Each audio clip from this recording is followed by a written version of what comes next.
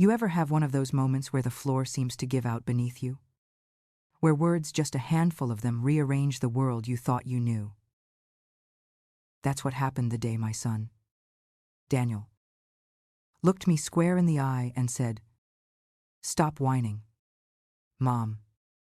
It's already sold. In no bervizon dollars, have donacated in the quidavarians of calm, but the deck is of brusted is in any pass." I stood there in my kitchen, the late afternoon sunlight spilling across the counter, my hands still dripping from the sink where I'd been washing dishes. His words hit harder than any slap could have. Already sold. He was talking about his father's watch, my late husband Henry's Rolex. The one thing I wound every single morning since the day he passed. The one ritual that kept me connected to him. And my own son had sold it like it was some old lawnmower gathering dust in the garage. I gripped Henry's coffee mug so tightly it rattled against the plate. My voice came out quieter than I expected. "You sold your father's Rolex, without even asking me. A belief to reset of the cane on have fanal by our sounds." Daniel didn't flinch. He leaned against the counter with his arms crossed. That smug half-smile plastered across his face. The kind only middle-aged men who think they know everything seem to wear. He was 43 now. But in that moment, he looked more like a stubborn teenager daring me to stop him. "Mom, seriously, get over it," he said. "It's just a watch. It's beater. Just a watch." The words rang in my ears. 6 months after burying Henry, my husband of 44 years, and my only son dismissed the one keepsake that kept my heart tethered to him as just a watch. I've heard betrayal described as bitter, metallic, like sucking on a penny. And standing there in my Chicago kitchen with the refrigerator humming in the background, I tasted it for the very first time. "Which pawn shop?" I asked finally, my voice steadier than I felt. From the couch, Daniel's wife, Claire, glanced up from her phone. Her tone dripped with condescension. "Like honey hiding vinegar." "Oh. Good. She's being reasonable now. Dorothy, clinging to material things isn't healthy.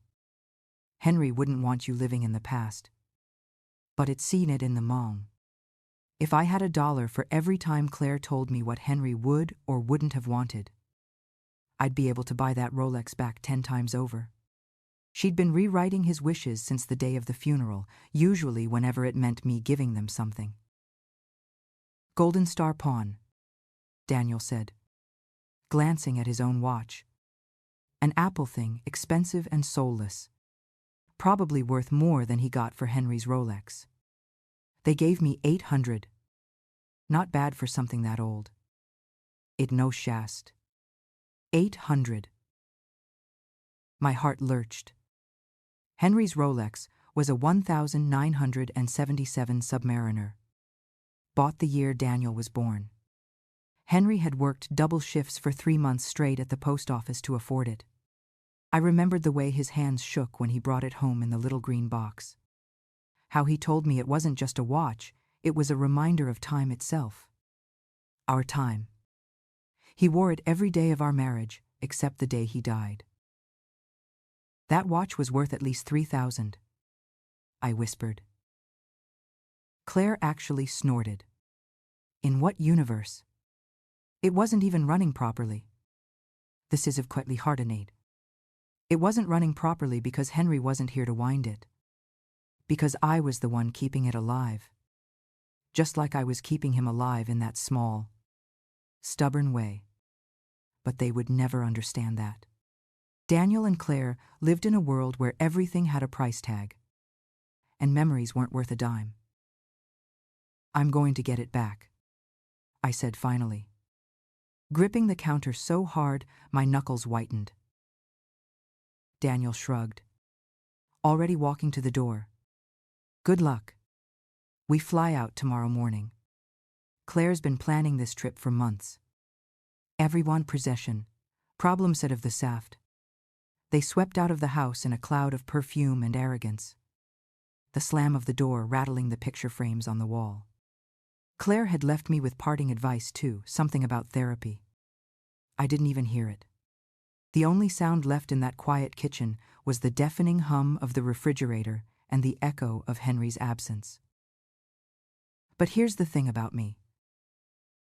I might look like a grieving 72-year-old widow in an apron.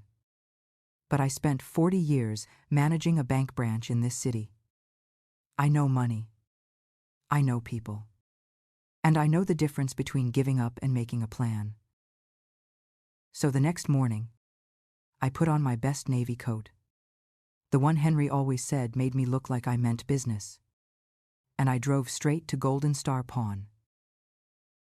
The place was exactly what you'd expect, dingy, cluttered, with fluorescent lights that made everything look jaundiced. The kind of shop where desperation hung in the air thicker than the dust. The man behind the counter, his name tag said Tony, looked up the moment I stepped inside. His arms were covered in tattoos. His eyes tired, like he'd seen 100 sad stories and didn't buy a single one. "You hear about the Rolex?" he asked before I even opened my mouth. My heart sank. "How did you know?" "His Wonger fathers."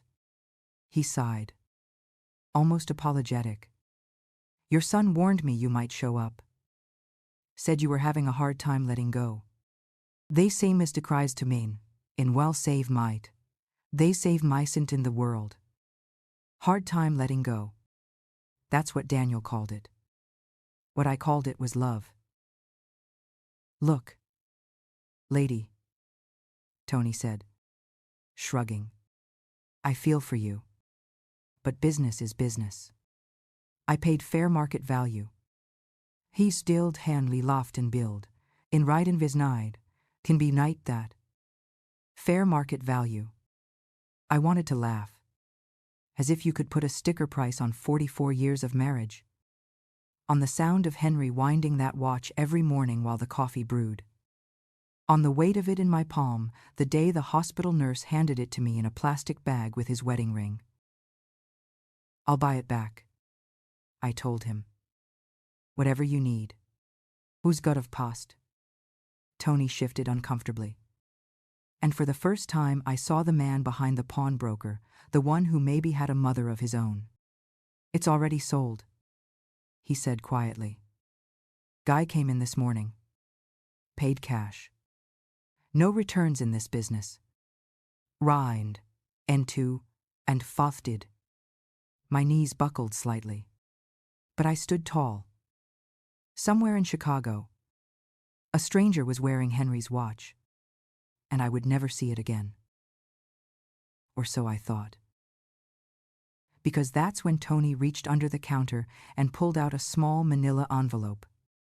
"Thing is," he said, lowering his voice, "we found something strange when we cleaned it up for sale. Was they have noticed a feek?" He slid the envelope across to me. Inside, on yellowed paper, was Henry's handwriting. And in that moment, I realized my late husband had been hiding secrets even from me. And this was only the beginning. I sat there in that pawn shop, clutching the little manila envelope like it was a lifeline. My fingers trembled before I even unfolded the paper. Henry's handwriting. Careful, steady, unmistakable. He always wrote like he balanced ledgers in his head. Neat loops, tidy lines. I used to tease him that he could have been a calligrapher instead of an accountant. The note was short. At the top, Dorothy's birthday, July 15th, 1955. The day I knew I'd marry her. I had to grip the counter to keep from swaying. That was the summer dance in Millennium Park. I'd been 19, wearing a yellow dress with daisies on it. And Henry had told me right there, under the fairy lights, that he already knew he'd marry me someday. I thought it was the sweetest nonsense. Turns out, He meant it. Beneath that memory, scrawled in those same careful letters, was a string of numbers and letters: SS 4457, height 115 DS. I read it aloud, my lips dry. Tony leaned over, squinting. Looks like a code. Bank account, maybe. Password. I dunno. Your husband must have stashed it for a reason. Has wrecked. For 44 years of marriage, Henry never once mentioned a hidden compartment in his watch, let alone a secret code. He was methodical. Private. Sure, but this was different. This was deliberate. My heart pounded in my ears. What else hadn't I known about the man I'd shared a bed, a home, and a life with? Do you recognize it? Tony asked. No, I whispered. But the truth was, it felt familiar somehow. Like the pieces of a puzzle I couldn't quite see yet. Then came the question that set chills running down my spine. The guy who bought the watch, I asked quickly. Did he seem interested? Did he know about the compartment? He says a very use. Tony's expression shifted, less businesslike, more guarded. He scratched at his beard. When I mentioned we'd found something inside, he perked right up, asked if we'd opened it. Got real curious. Too curious. It's a great frighting. I felt my stomach drop. Whoever bought Henry's watch wasn't just some hobby collector. He'd been looking for it. Did he give you a name? I manned it is a quitterly. Nope. Paid cash. No ID required. All he said was he was looking for Rolexes that had come in recently. Tell you no both for lever use. He'd been hunting for Henry's watch specifically. But why? Driving home. The envelope sat heavy in my purse, like it carried the weight of everything I didn't know about Henry. I couldn't even bring myself to turn on the radio. The silence in the car was thick, punctuated only by the blinker as I turned into our quiet street. Inside the house, I went straight to Henry's old desk. 40+ years of bank statements, tax returns, and yellowing investment papers were stacked neatly in the drawers. He kept everything too much. If you asked me back then. But now, maybe all that meticulousness was about to pay off. I spread the papers across the bed and set the code in the middle. SS 4457, height 115 DS. The way Henry thought, it was always logical. Systematic. Like chess. Every move deliberate. Every decision backed by math. SS. Could that be Social Security? His number started with 457. Not 4,457. CH Chicago. We'd lived here all our lives. 815. That was our anniversary.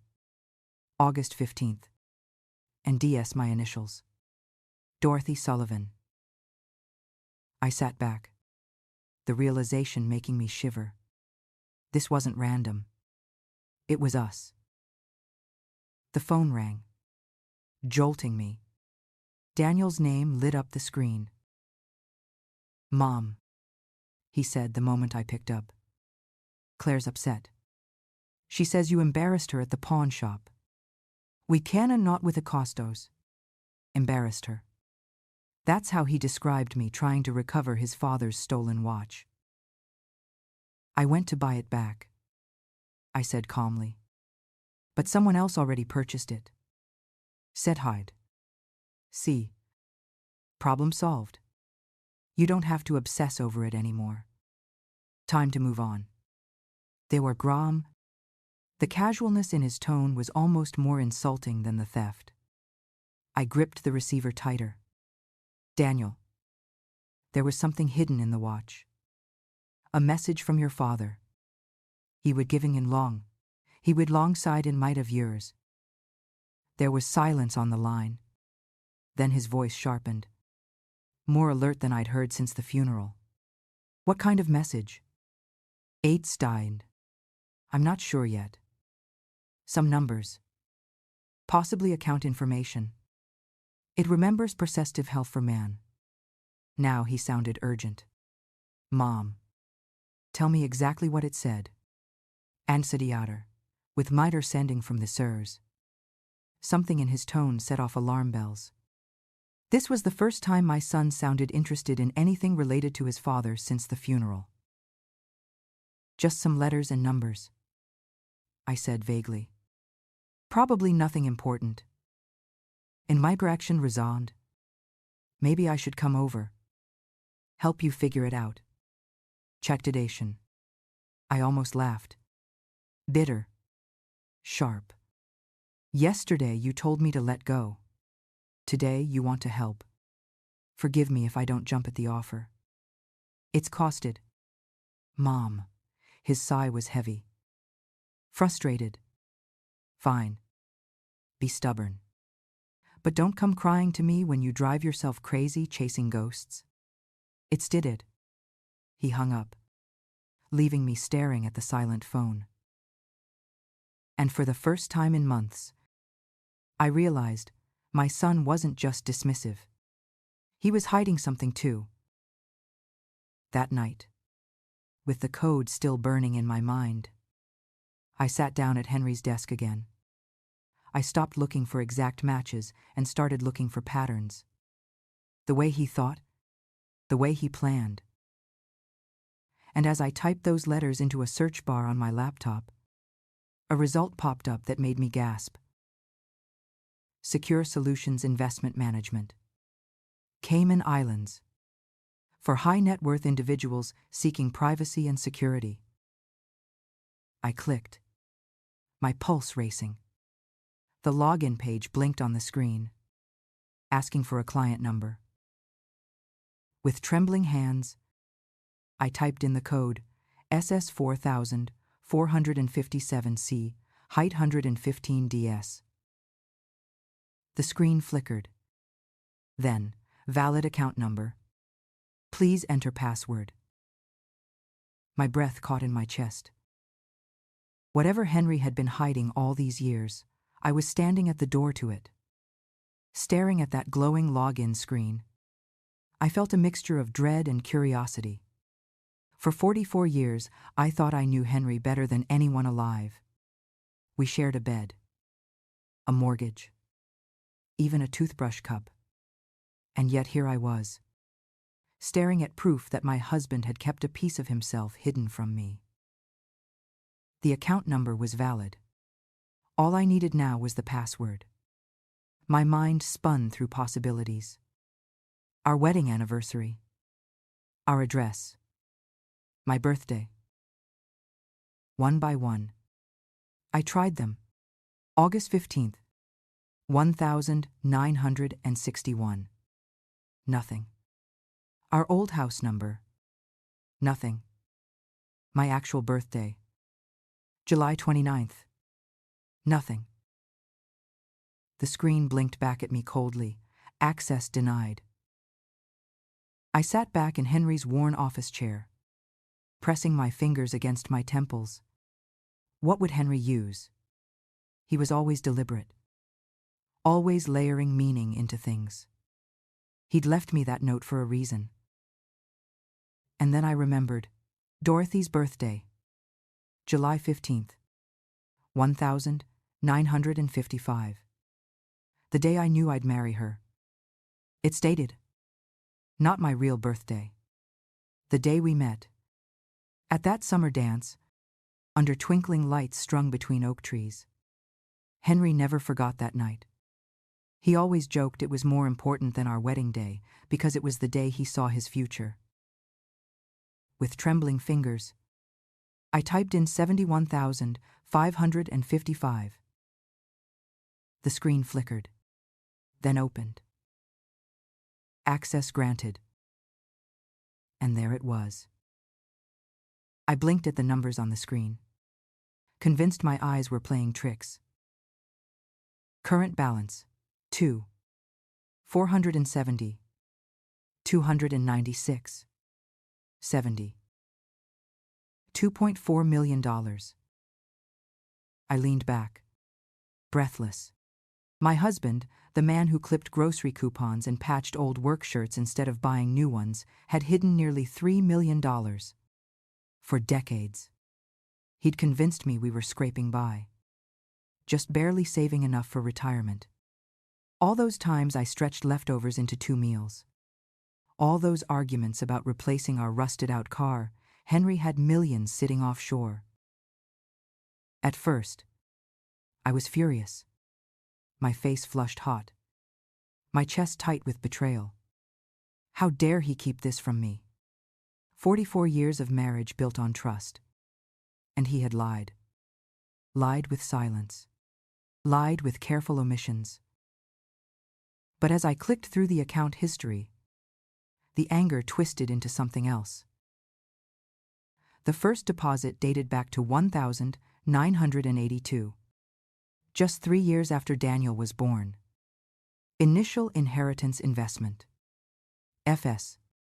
The amount: 5. 0. Inheritance. Henry had always told me his father left just enough to pay off our mortgage. Apparently, that wasn't the whole truth. For years after, the deposits were modest. 500 here, 1,000 there. Nothing extravagant. Just steady contributions. Then, around 2008, things changed. The deposits ballooned to tens of thousands at a time. The notes read like a trail of breadcrumbs: real estate liquidation. Chicago properties. Henry had been buying and selling property, without ever telling me. The man I thought was cautious and unambitious had quietly become a real estate mogul. I was still staring at the screen when the phone rang again. Daniel. I nearly ignored it, but curiosity got the better of me. "Mom," he said briskly, "I've been thinking about that code. Maybe I should come over after all. Help you figure it out. I would not have the company to a save to can de pass. Also sin glaive." I almost laughed. "Help me. Daniel. You're the one who sold your father's watch behind my back." Again no prosy. "That was a mistake," he said quickly. Too quickly. "Look, I just don't want you to get in over your head. Dad's stuff, it can be complicated." He read on the ras of the tir. Complicated. He was fishing. He wanted to know what I'd found. "There's nothing to worry about," I lied smoothly. "Just some old paperwork. Nothing important." "Bien nost." His voice grew sharp. "What did it say?" "Mom. Tell me the numbers again." I grided as life, in the faith on the cost of no safe. I could almost hear Claire in the background, hissing questions. My heart pounded. For years I'd thought Daniel's indifference was just selfishness.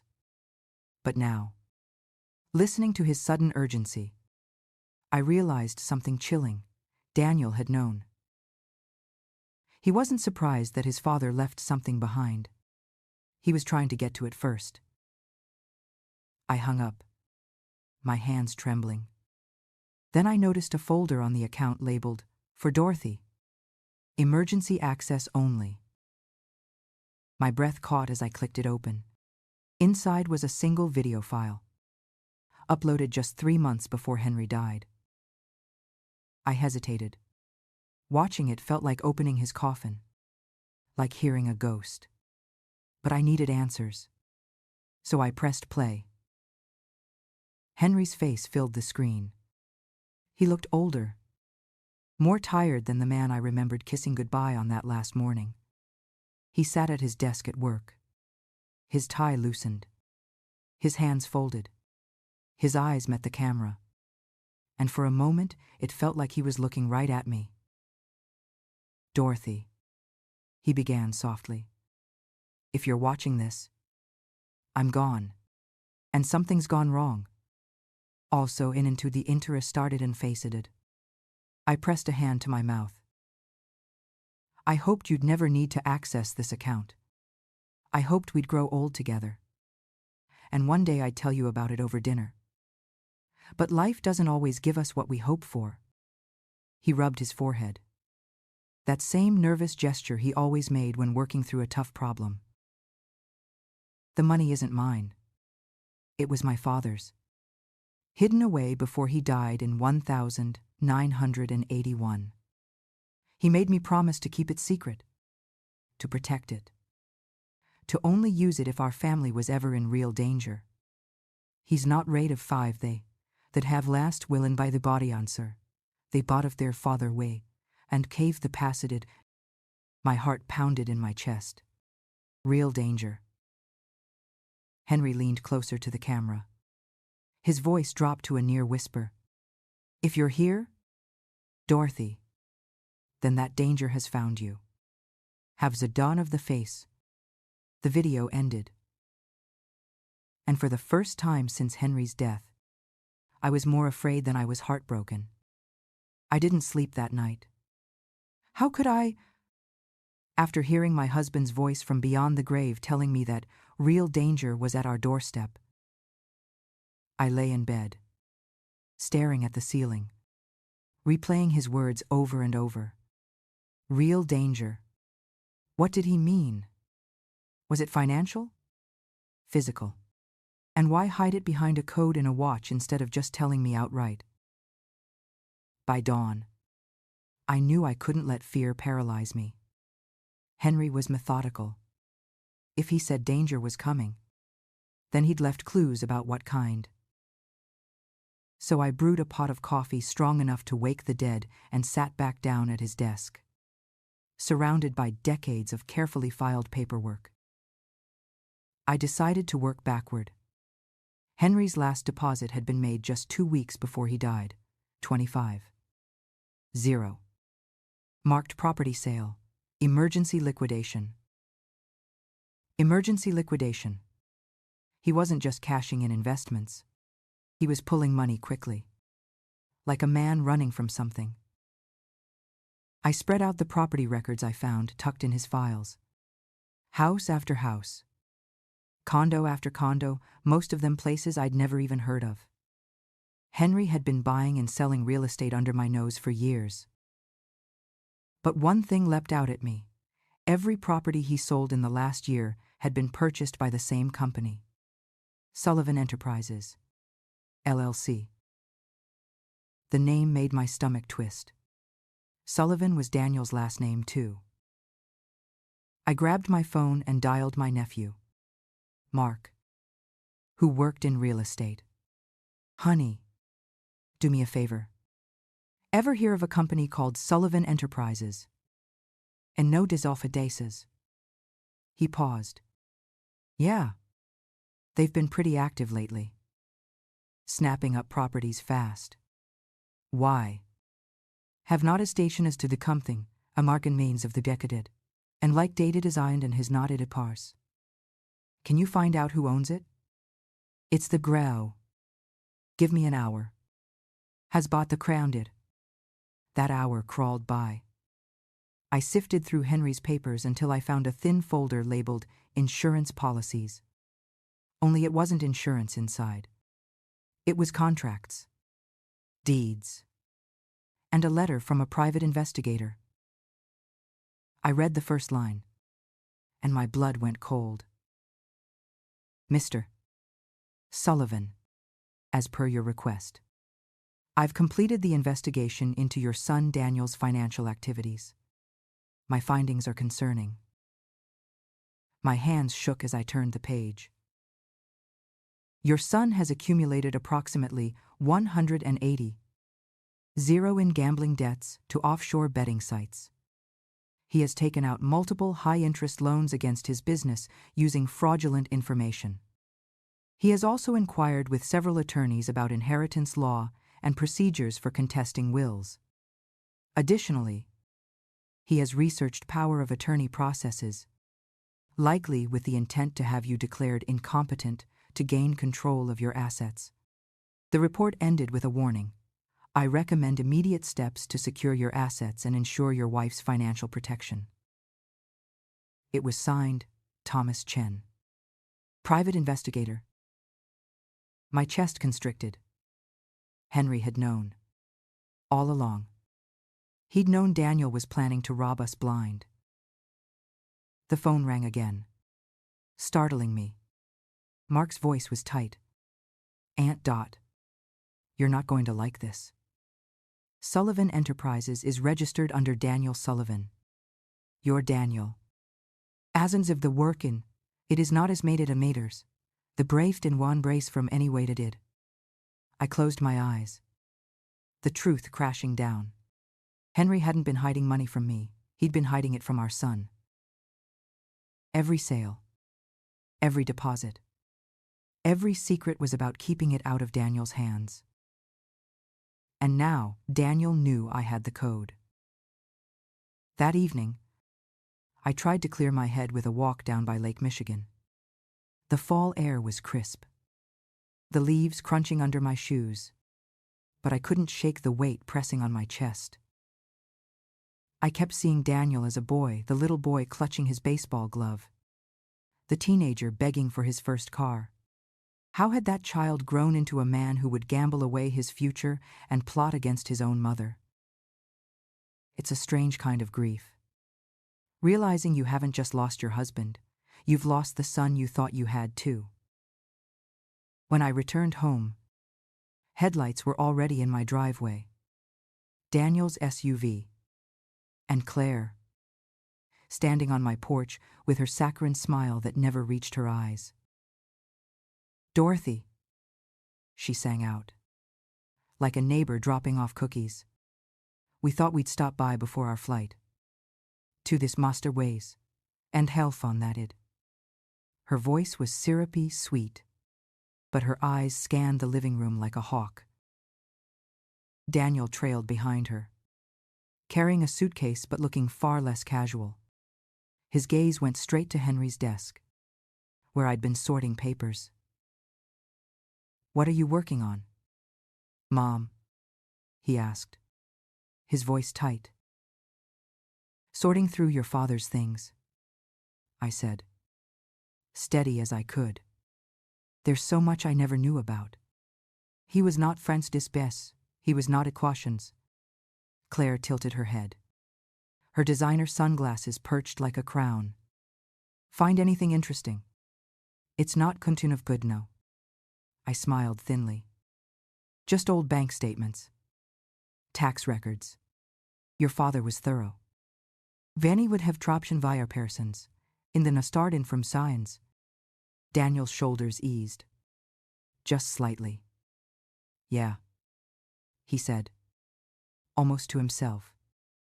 Dad kept everything. Dare use now. Then, deciding to test them, I added. Actually, I did find something odd. Some kind of investment account I didn't know about. Nothing major. Just a few thousand. And can of the 7-town. The change was instant. Daniel stiffened. Claire's smile faltered.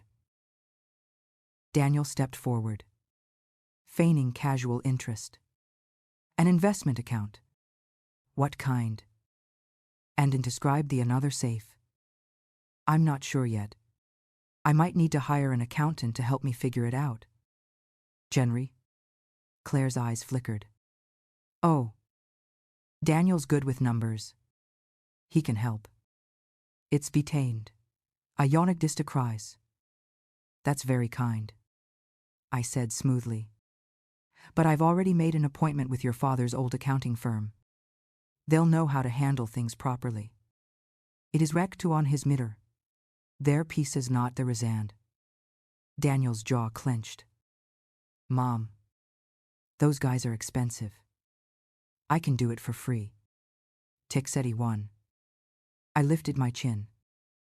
I can afford it. It is not of the pan where. The silence that followed was heavier than bricks. Finally, Claire forced a laugh. Well, we should probably get going. Don't want to miss our flight. Encased came. But Daniel lingered. His eyes bore into mine. Sharp and hungry. Mom, he said carefully. About that message you found in Dad's watch. Maybe I should take a look at those numbers. Just to be safe. It's not no half to the base. Claire whipped her head toward him. What numbers? In matter packeted, it's prive the brawn made it of line. Daniel shot her a warning look. Too late. Probably nothing, I said firmly, standing to my full height. And even if it were something, it's none of your business. Infected it smoothly. Claire's mask cracked, anger seeping through. Excuse me, he said finally, jected in the rube, 5 to his liked us, and a snay syntax power fines, 5 to the redder lifetimed, when en his did it, and to the sace of like 5. You heard me. My husband left me a private message. Private being the key word. It is not fanskid in Viltuin. Daniel's face paled. He tried to recover, but I could see the truth in his eyes. He knew I was on to him. I leaned closer, lowering my voice so it sliced the air. Your father knew everything. Daniel. The gambling. The debts. The lies. He protected me from you even after his death. I have doubt of the bard. The color drained from his face. Claire's jaw tightened like she'd bitten into a lemon. This isn't over, she hissed, dragging him toward the door. No. I called after them. It ended the day you decided your mother was worth more dead than alive. The sound of bruffus of the pausing. The door slammed. But I was no longer shaken. Because now, I had more than grief on my side. I had Henry's plan. And the fight had only just begun. 2 days after Daniel and Claire stormed out of my house, my doorbell rang at 8 in the morning. I shuffled to the door in my robe, half expecting it to be a neighbor borrowing sugar. Instead, through the peephole, I saw a woman in a navy suit and a younger man beside her, holding a sleek leather briefcase. Mrs. Sullivan, the woman said with a smile too polished to be genuine. I'm Catherine Wells. From Wells, Morrison Associates. This is my colleague, David Kim. We represent your son, Daniel. In certain family matters. And of they, it is not they were first forelight on his kind. Family matters. I almost laughed. That's what they were calling it. I opened the door but left the chain on. What can I do for you? The Scrander. Catherine's smile deepened. Your son is concerned about your well-being. He's asked us to discuss options that might benefit everyone. For instance, David stepped forward, sliding a tablet out of his briefcase. We understand you may have come across some financial accounts that your late husband kept private. These can be overwhelming, especially in a time of grief. Granting Daniel temporary power of attorney could ease the burden. And when the reta percent is amongst all rated, there it was. The very thing Henry's investigator had warned about. I raised an eyebrow. Temporary. Huh. And who decides when it's no longer necessary? He was not city our saver. Why? You would. Of course, Catherine said smoothly. Naturally.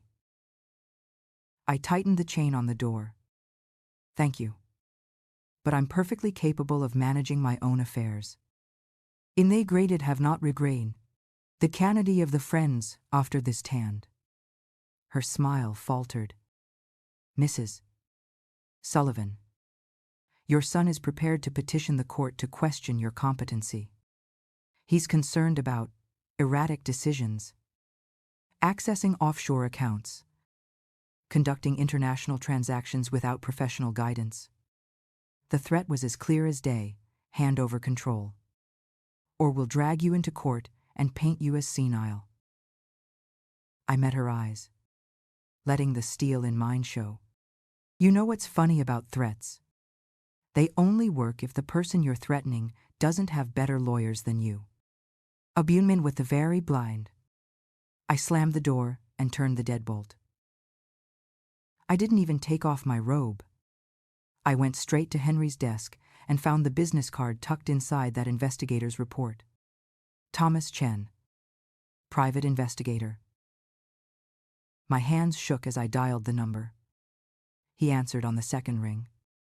Chen Investigations. Dennety's next ding. This is Dorothy Sullivan, I said. Henry's widow. And if the Fay Brazalaris cost and end from house. There was a pause. Then a calm voice. Mrs. Sullivan. I've been expecting your call. Henry told me you might need my services. And he find the governows and caves. The breath caught in my throat. He did. Thank you have right did into the conceded. About 6 months ago. Your husband asked me to prepare a comprehensive defense package in case anyone tried to challenge your competency or your right to his assets. Everything is ready to go. 7. I sat heavily in Henry's chair. Even in death, he'd been 3 steps ahead. Later that afternoon, I found myself in Chen's sleek downtown office. Mahogany desk. Floor-to-ceiling windows. The works. He spread out a thick folder across the polished wood. Your husband was thorough, he said. Flipping through pages. We have bank records showing Daniel's gambling losses. Screenshots of fraudulent loan applications. Even audio recordings.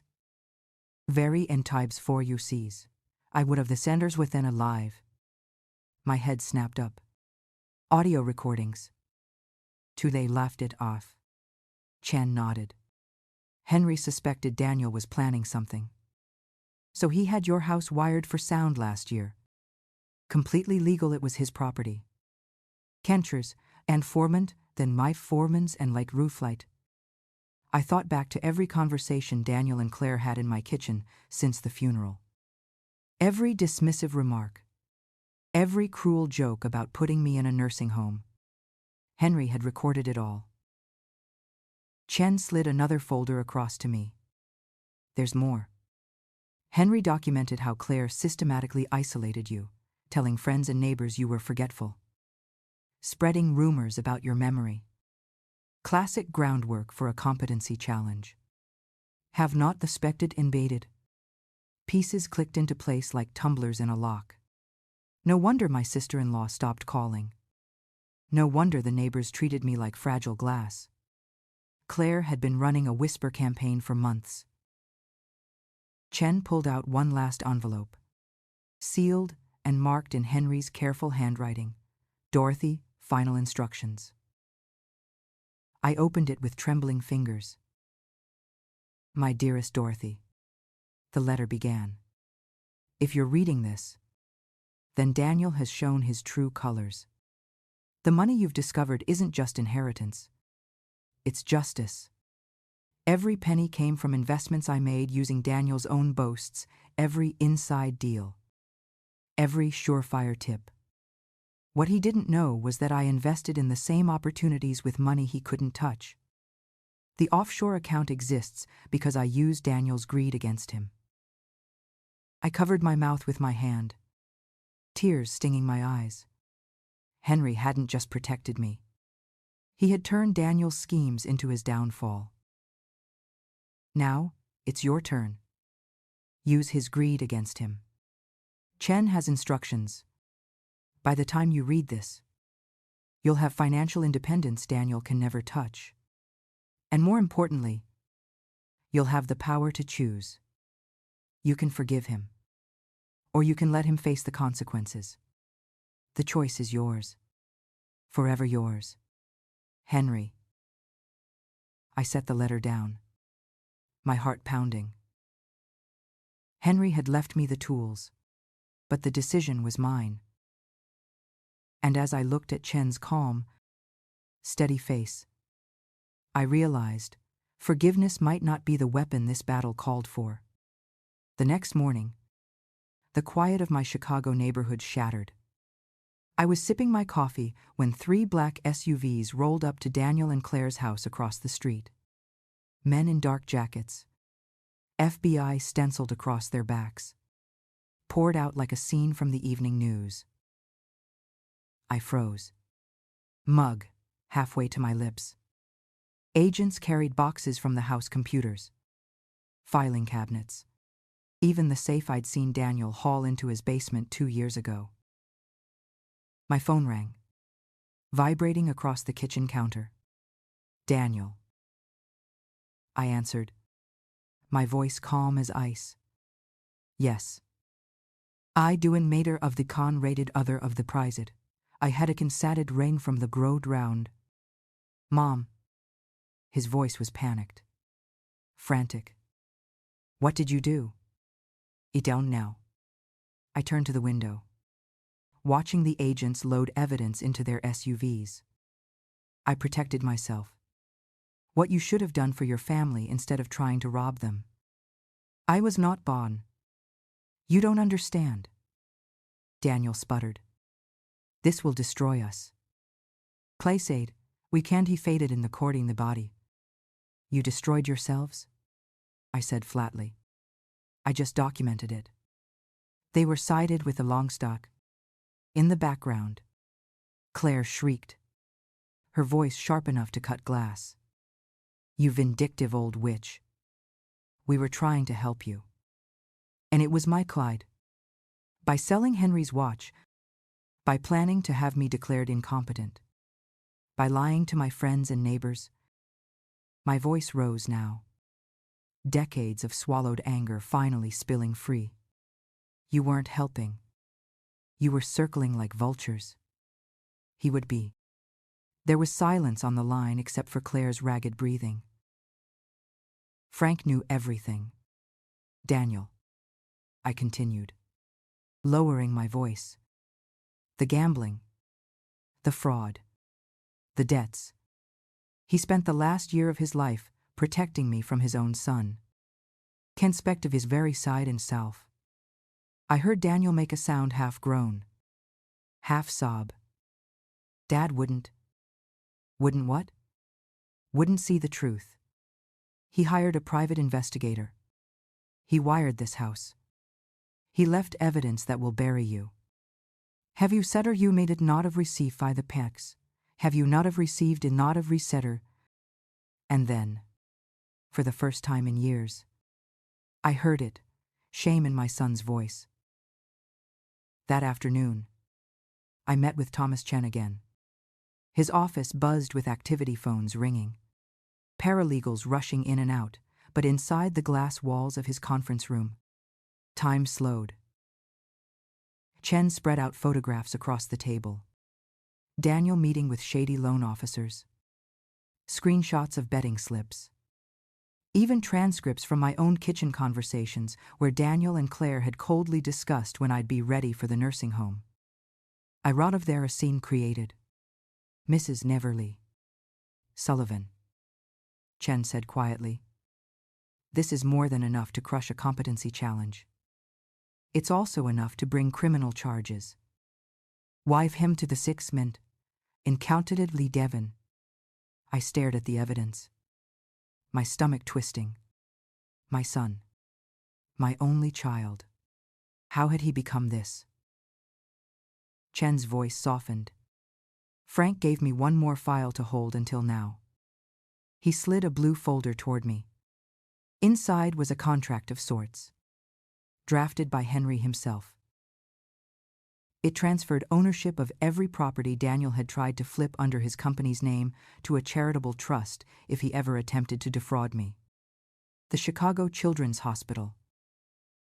Henry had built a legal trap, airtight and elegant. If Daniel moved against me, he'd lose everything he thought he owned. My eyes filled with tears. That man, I whispered, tracing Henry's signature with my finger.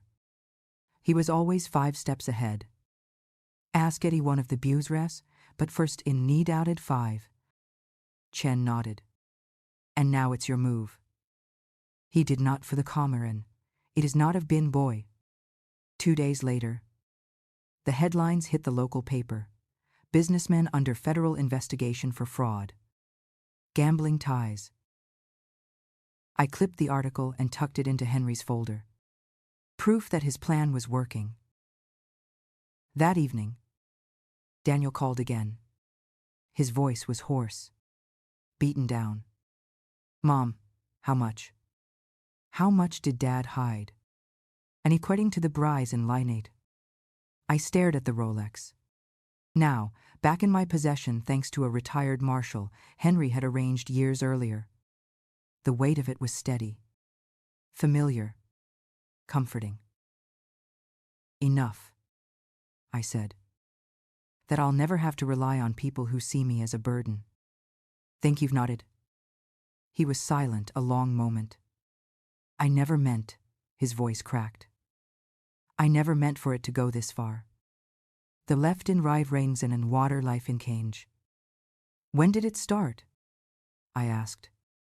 When did you decide your own mother was worth more dead than alive? He was another watch in Reading.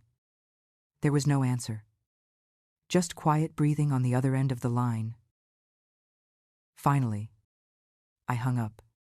Because some truths don't need words, they hang in the silence. Heavy as stone. That night, for the first time since Henry's funeral, I slept soundly. Not because the danger was over, but because I knew I wasn't facing it alone. Henry had left me more than money. He'd left me a battle plan. And tomorrow, I'd use it. 3 weeks after the FBI raid, I was sitting in Thomas Chen's office again, signing papers that confirmed Daniel's business accounts had been frozen.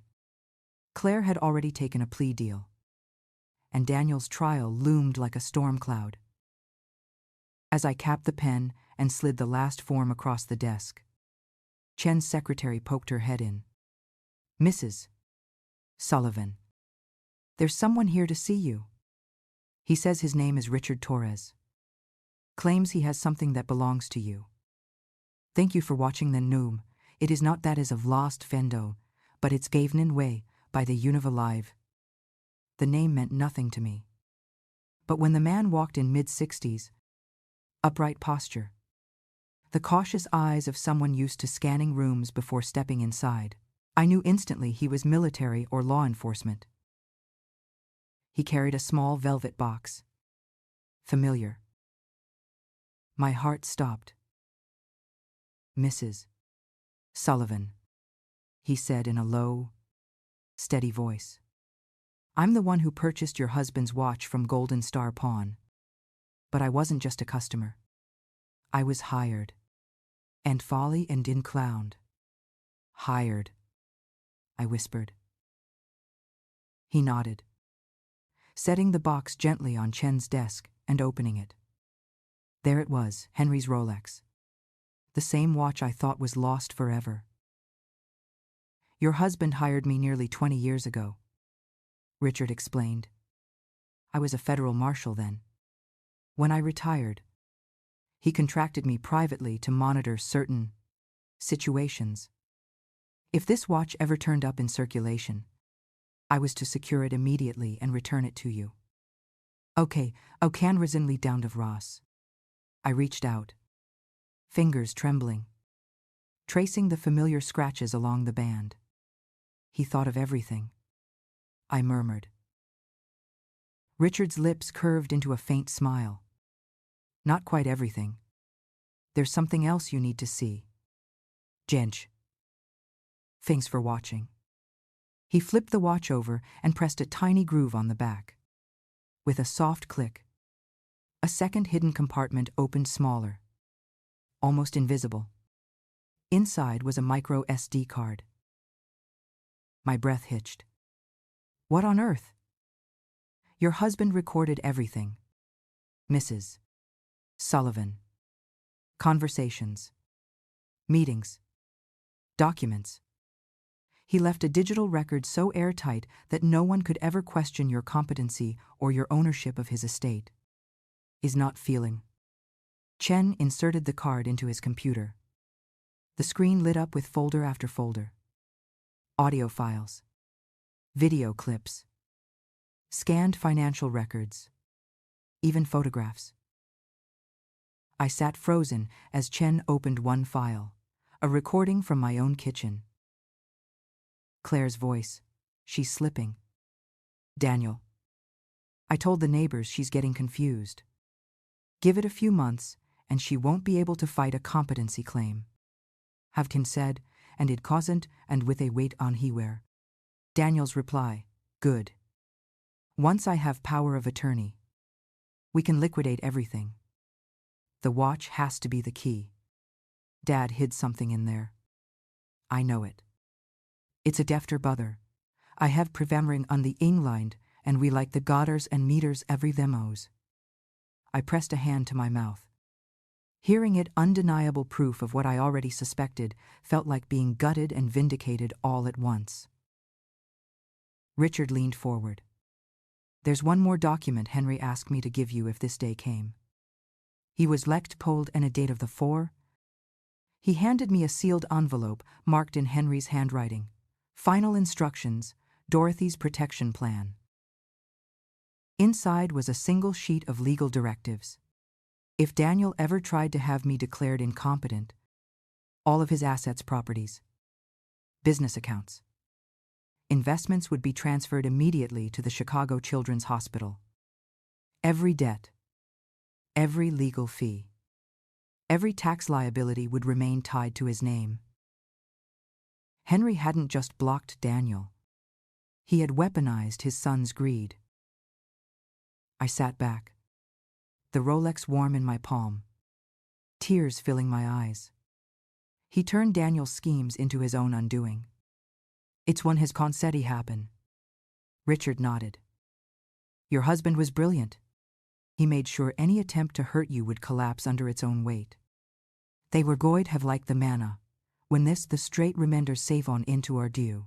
They have like for manna jest formers, for many have like the manna jest for manna.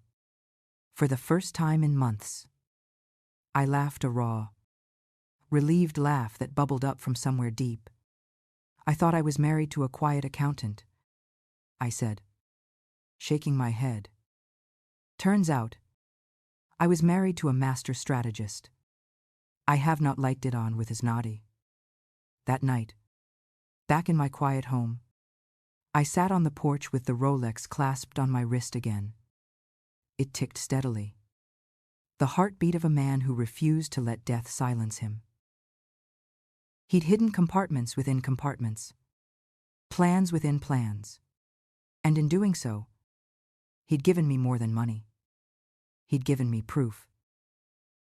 Proof that love isn't just about flowers and anniversaries. Sometimes it's about laying legal traps and wiring a house for sound. It's about protecting the person you love from battles they don't even know they're about to face.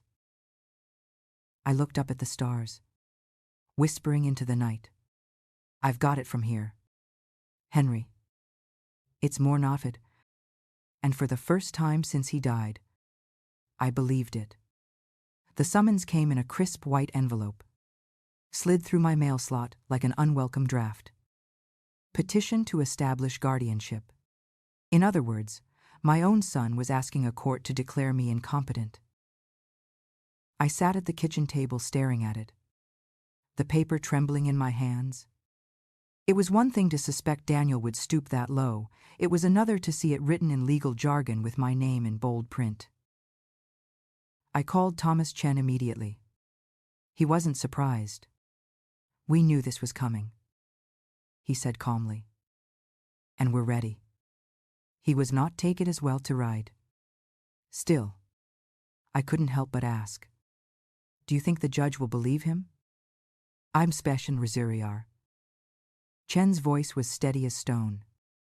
Not when we show them what Henry left us. He half saw this predicted. The courthouse was cold. The kind of cold that seeps into your bones no matter how many sweaters you wear. I walked in on Chen's arm, clutching Henry's watch on my wrist like a talisman. Daniel and Claire were already there, sitting with their attorneys Catherine Wells and David Kim, the same polished predators who had darkened my doorstep weeks earlier. Claire wore her usual smug smile, her designer bag perched beside her like a trophy. Daniel wouldn't meet my eyes. "Mrs. Sullivan," Catherine said as we passed, her voice sticky sweet. "We hope this can be resolved peacefully. In was to do into the backer." I gave her a look sharp enough to cut glass. Peace usually requires honesty. "Dear. Something in short supply on your side of the table." He was not across Didwan. When the hearing began, Catherine painted me as a fragile old woman losing her grip on reality. She spoke about erratic behavior, unwise financial choices, and isolation. Ham and high tane of the ride. "Mrs. Sullivan has accessed offshore accounts without professional guidance," Catherine declared, her voice dripping with false concern. "She has been engaging in complex financial transactions well beyond her capacity. While take a seize." Claire even dabbed her eyes with a tissue at one point, as though she were a saintly daughter-in-law trying to protect a poor, confused widow. It was almost laughable. Almost. Until I remembered that lies have teeth. And if I didn't fight back, they could bite deep. Then it was Chen's turn. He rose slowly, methodically, and laid out Henry's files like a general unfurling maps before battle. "Your Honor," he began, "this case is not about Mrs. Sullivan's competency. It is about her son's greed. It's drocked in way." He projected audio recordings onto the courtroom speakers. Daniel's voice filled the room. "Once she's declared incompetent, we can liquidate everything. The watch has to be the key." Kadin Hadandine consent cited. Claire's voice followed. "I told the neighbors she's confused. Give it time. It's Tentic Azuki." A murmur rippled through the courtroom. Daniel shifted in his chair, face pale. Chen held up photographs next Daniel meeting with loan sharks, signing fraudulent applications. Then he handed the judge the private investigator's report. Every debt, every lie, every plan documented. This is not the behavior of a loving son safeguarding his mother. This is the behavior of a man attempting fraud. "I left Bien of the Dan." Catherine tried to object, but the judge silenced her with a raised hand. "This evidence is compelling. Ms. Wells. Very compelling. The race honest Fili and him down, I have notable lord from inherited tribes." I watched Claire's mask crack, panic seeping through the corners of her carefully made-up face. Then Chen played one last recording. Daniel's voice again. "Brittle and cold. She's worth more to us gone than alive." And Devention said all. The gasp that swept the courtroom was sharp enough to cut. My eyes burned, but I refused to let tears fall. Instead, I stood and spoke directly to the judge. "Your Honor, I may be old. I may be grieving. But I am not incompetent. My husband spent the last 2 years of his life making sure I'd be safe from this very moment. He knew his son would try to take what wasn't his, and he gave me the tools to prove it. He can dissected it." My voice didn't shake. Not once. The judge banged her gavel. Petition denied. Furthermore, I am referring this matter to the state's attorney for investigation into fraud and elder abuse. He read it away. Claire gasped audibly. Daniel slumped in his chair, all the fight draining out of him. It was over. At least in that room. Walking out of the courthouse, Henry's watch gleaming on my wrist, I felt lighter than I had in months. Not because justice was complete, but because I'd proven something to Daniel, to Claire, to myself. I wasn't weak. I wasn't broken. And I sure as hell wasn't incompetent. I was Dorothy Sullivan, and I was still standing. That night, I sat at my dining table, a single candle flickering. I thought of Henry, of his meticulous notes and his hidden compartments, of the way he'd fought battles I hadn't even seen. You were right. Henry, I whispered into the quiet. Danger was coming. But you didn't just save me, you taught me how to save myself. Aid, as in ever. The watch ticked steadily, and for the first time, I felt ready for whatever came next. 2 mornings after the hearing, my phone buzzed with a message from Thomas Chen. FBI executing additional warrants today. Turn on the news. I flipped to Channel 7 just in time to see agents hauling boxes from Daniel's office downtown. File cabinets. Computers. Even framed awards were stacked on the curb like trash. The chyron at the bottom of the screen read, "Local businessman under federal investigation." I sat at my kitchen table, Henry's watch snug on my wrist, sipping coffee as the anchor explained how Sullivan Enterprises LLC was suspected of fraud, tax evasion, and elder abuse. And then the phone rang. Daniel. His voice was shredded, desperate. Mom, please. What did you do? It is Rado. I didn't do anything, I said, calm as a winter lake. Your father did. He left the evidence. I just made sure the right people saw it. She was redded haft gens, they she was no salt and satic rating fires.